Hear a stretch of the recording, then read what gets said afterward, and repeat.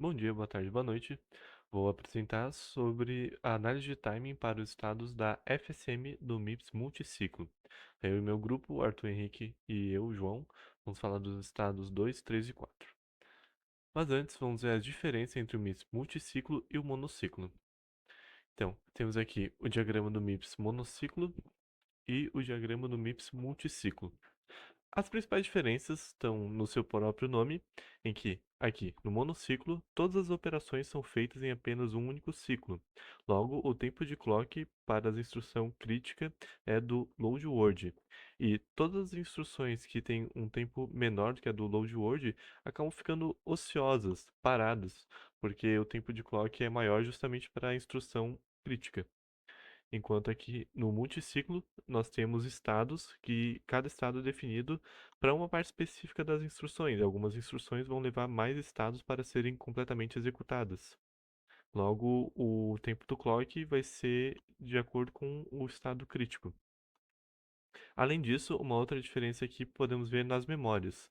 Daqui no monociclo temos aqui uma memória para instruções e uma memória para dados, enquanto que aqui no multiciclo essas memórias estão unificadas, embora divididas aqui em um registrador de instrução e um registrador de dados na memória.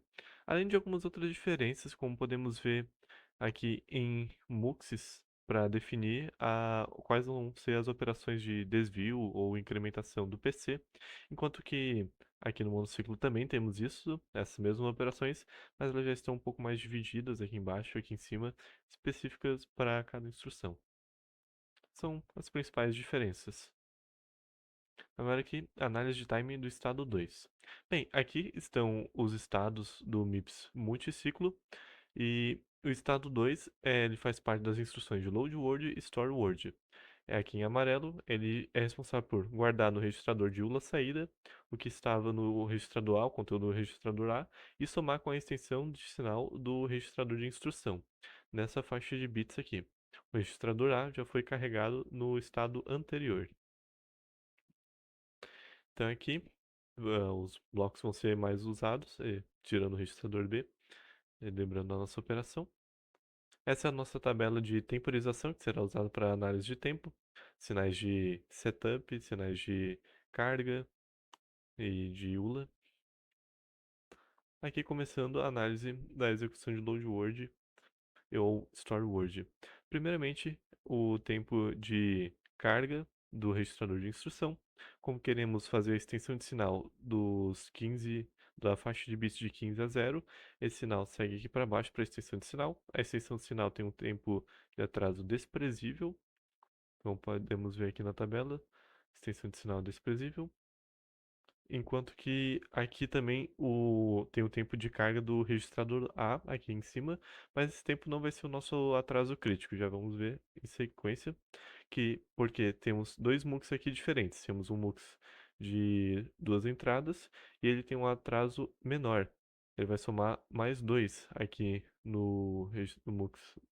Ele soma mais 2 e aqui fica o tempo de 7, mas o nosso atraso crítico está aqui embaixo. Temos aqui um MUX de 4 entradas e o atraso dele vai ser somado mais 4 picosegundos. E aí temos agora os dois valores na ULA que vão ser somados. O tempo de atraso da ULA é de mais 60 picosegundos, totalizando 69. E agora para carregar no registrador de ULA saída, temos o seu tempo de setup, que é de mais 5, então totalizando 74. Sendo aqui o total do atraso do estado 2 de 74 picosegundos. Análise de time do estado 3.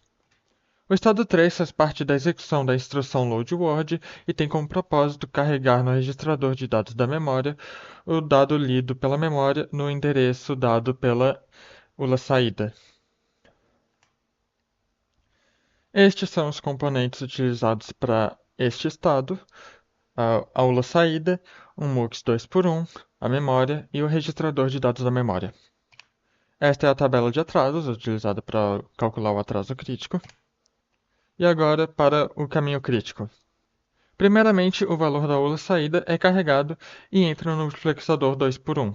Após isso, esse valor é lido pela memória e o dado resultante dessa leitura é armazenado no registrador de dados da memória.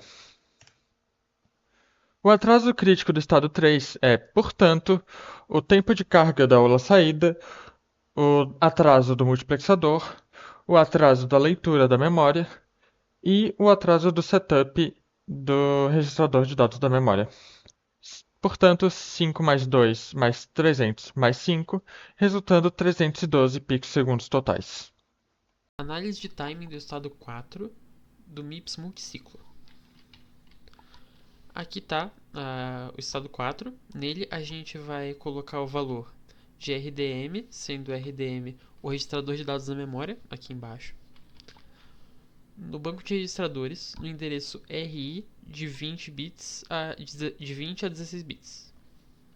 Essa é a conclusão da instrução load word. Essa é a parte do MIPS multiciclo que a gente vai usar para terminar esse estado. Terminar essa instrução com esse estado. A gente vai usar o registrador de instrução, o RI, o RDM, registrador de dados da memória, 2 MUX e o registrador. Então, primeiramente, a gente vai ter um atraso de 5 picosegundos, que é o TCO do RI, junto com o TCO do registrador de dados da memória. Os dados vão sair tanto do registrador de instrução quanto do RDM e vão ir até o MUX. Chegando no MUX, eles vão ter um atraso de 2 picosegundos, como estava na tabela. Após passar pelo MUX, eles vão entrar no registrador, no banco de registradores. Aqui a gente vai ter o máximo entre esses dois caminhos, que são iguais, então vai ser 7, mais o atraso do banco de registradores, que é 70. Aqui a gente tem esse cálculo. O máximo, então, entre o TCO do RI mais o atraso do MUX 2 por 1 e o TCO do RDM mais o atraso do MUX 2 por 1. Eles são iguais, como dá pra ver aqui. 5 mais 2, 5 mais 2, 7. O máximo, então, vai ser 7. Mais o tempo de atraso de escrever no registrador, no banco de registradores, que seria 70. Então, nosso atraso final, nosso atraso crítico, é de 77 picosegundos. Acabou.